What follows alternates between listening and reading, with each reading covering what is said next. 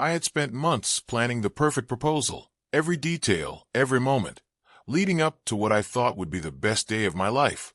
I was wrong. Lena and I had been together for years. We met in college, starting as friends before something deeper grew between us. Over time, she became my person, the one I could see forever with. We had built a life together, shared everything, and in my mind, there was never a doubt. She was it, the woman I wanted to marry. I had spent weeks searching for the perfect ring.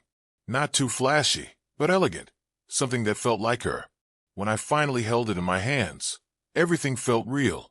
I pictured her face lighting up, the way she'd cover her mouth in shock, maybe even tear up before saying yes.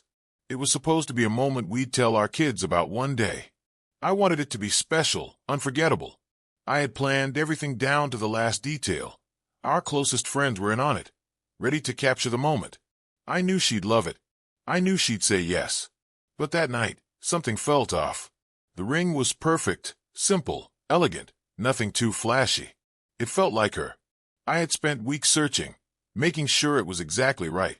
When I finally found it, I knew. This was the ring I would use to ask Lena to spend forever with me. Holding it in my hands, I could already picture the moment, her eyes widening, her hand covering her mouth in shock. Then that bright, beautiful smile before she finally said yes. Everything was set.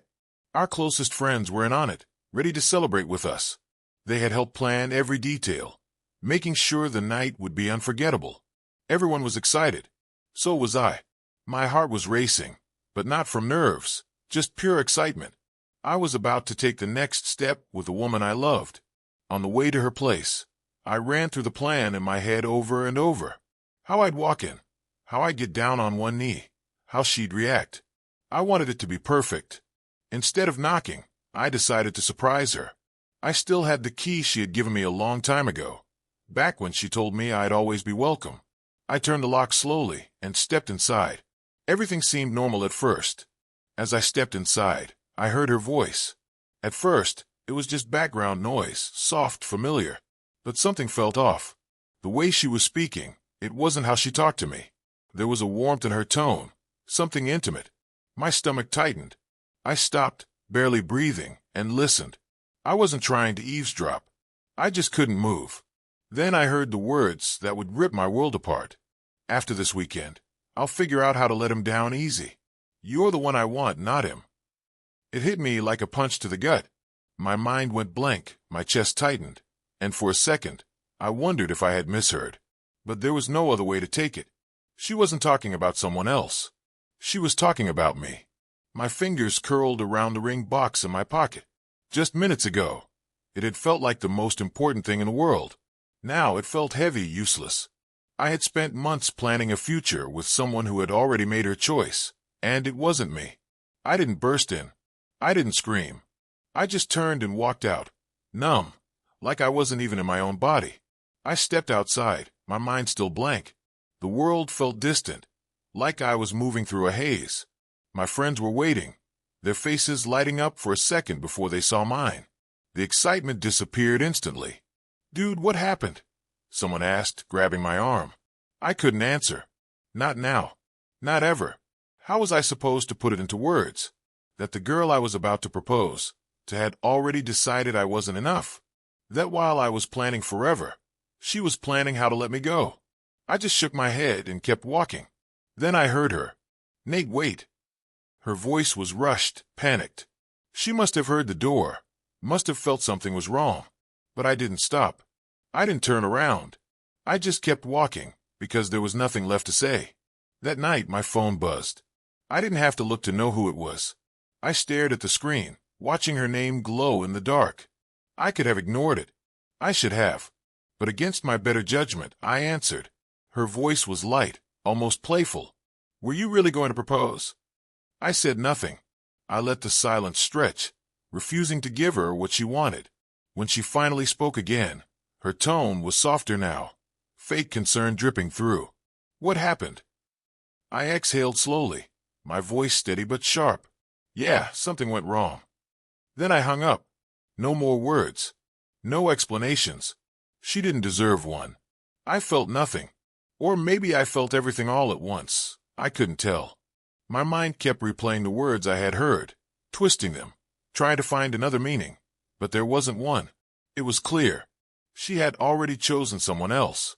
The first thing I did when I got home was shove the ring into a drawer. Just hours ago, it had meant something. Now, it was just a reminder of how blind I had been. I didn't want to look at it. I didn't want to think about it. Then came the photos, the texts, the gifts. Everything that had once made me happy now felt fake. Deleting the pictures was the hardest part. Years of memories, gone in seconds. But keeping them would only make it worse. So, one by one, I erased them. I thought that was it. That I was done dealing with her. I was wrong. A few days later, my phone rang. I glanced at the screen, Lena's parents. For a moment, I thought about letting it go to voicemail. What could they possibly say? But something in me wanted to know. So I answered. Her mom's voice was soft, careful. Lena told us you ended things. She's crying. We just want to understand what happened. I almost laughed. Of course, she was crying. Of course, she made herself the victim. I took a slow breath, keeping my voice steady. Did she tell you why? There was a pause before her dad sighed. She said she did nothing wrong. That did make me laugh, but there was no humor in it. Nothing wrong. I let the silence hang for a second before I told them everything. The proposal, the phone call, the other guy. No anger, no emotion. Just the truth. When I finished, there was nothing but silence. Then her dad spoke, his voice heavy. We had no idea. Maybe they didn't. Maybe they did. Either way, it didn't matter now. A few days later, my phone rang again. Maya, Lena's best friend. I stared at the screen, debating whether to answer.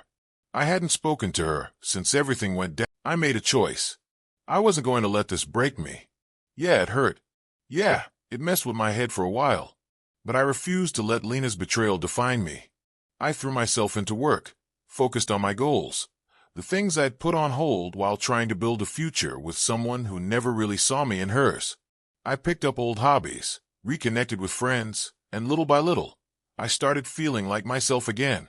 Then, one afternoon, my phone buzzed. Lena. A single message. Can we talk? I didn't even open it. I just smiled, blocked her number, and moved on. Not every love story has a happy ending. And that's okay, because sometimes, the real happy ending is choosing yourself.